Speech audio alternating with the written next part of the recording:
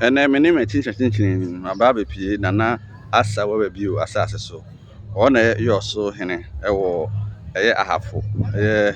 afano South West District ona ewo kuro wo ufiri kunsu na fa nyine nofo na wokọ yo so udru yo so a ufa ansa benkum so a etimi do kọ ahafo do me abra na kọ wanim tintin so na wokọ tipa na ene no mudi techre bayre afahye na bepi wase na nyame bo a ochina dagbon hena wokọ en krachi na wi hu hye no ebeba besini pompon so nti ye pese ehwe dagbon ho sensem kakra eka dagbon a asase tam kakra ka ewo Northern region ewo Ghana na omo ahenkuru efa mamrem no yendi nanso tamale so mukuru kese baako na yenhwe o mabakosem kakra nipaku bi na omo wo Lake Chad ewo Nemremu Republic of Chad ne Republic of Niger na Nigeria ne Cameroon ahye so ho no na panyi bi a na efe no to haji na oyebomofo a akwade na adwuma mu yi na ne honten ne di omani mfiri ho edomo ba Mali Empire no bedru ho no ekọ ne krachi na asefo no esane ba atifi ema na agbewa na di omani oba no bi hu se from afo bi na tete wo mpatam ho omunyina dodo na yetukot na afo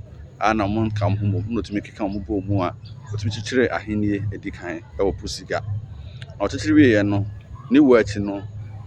dubidi na ade ho de ntawatawa ba ma na asefo no che miensa na asefo ne baako to hagu ene di omani mom ko chichire mamprusi anati mamprugu ahenie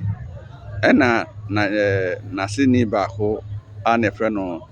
Matamba esoso di nipadodo bi so anim mom ko chichire na numba anase na num ndi etoso mensa Sitobu anu susu di nipa aka ni mom ko chichire the friend dagbon asase no omo kasa omo kan dagban ni se wusia nipa baako no firi dagbon friend dagbamba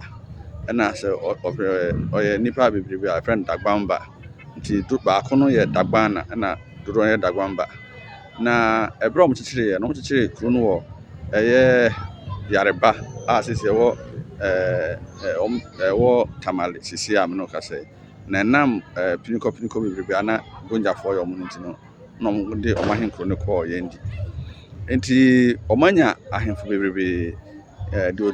otore na anu ya na toso a omanya ya na mako aduanan ba ko 41 na kase ya na chese king of strength and a king of power as o hene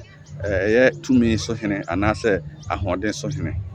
na ahemfo bebrebe de omani na o hene ba ko na friend na Yakubu obedi yana no okono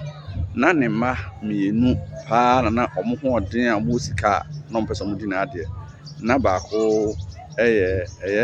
na Abdullahi on be di na ade free 1849 up to 1876 na foforo a ketwa na no ne frɛ no na andane on so be di ade free 1876 up to 1899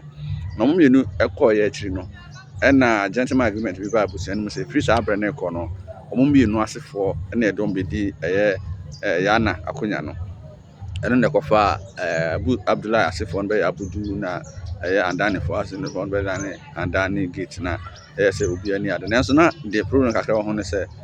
omo asase no fa ekodi German fo ho na friend German Togoland se be dane translator Togoland be kan Ghana untina edu abi na aheni no sensem kakra ba ho na ohwe dagbon aheni ni mu a omo nkru pon akesi bebrebe nanso miensa so hene mu baako na se ya na akonya ne to a abrebi a omo baako bedi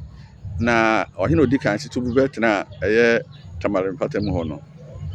ne bobedi na ade na friend na Anyansi no de chichire ne se oye se nkru to akese miensa no baako no betena di na ade no de ne wofa no ne nuame mamo ne didi nkru na atwa no ho hia nti na se nkru a atwa ho hia ne nyina no busia akora na mudi ho so nti nye se every baby nti omaheni no hihye mu no se ya na akonya koto ho a ye wo ahemfo miensa mudi ade miensa no ohene wo mion afre mion lana ohene wo Sabulugu friend Yona anase ohene wo Karaga friend Karagana mu miensa no sa baako ne be yi no nti sisi adwa na to no eden a Karaga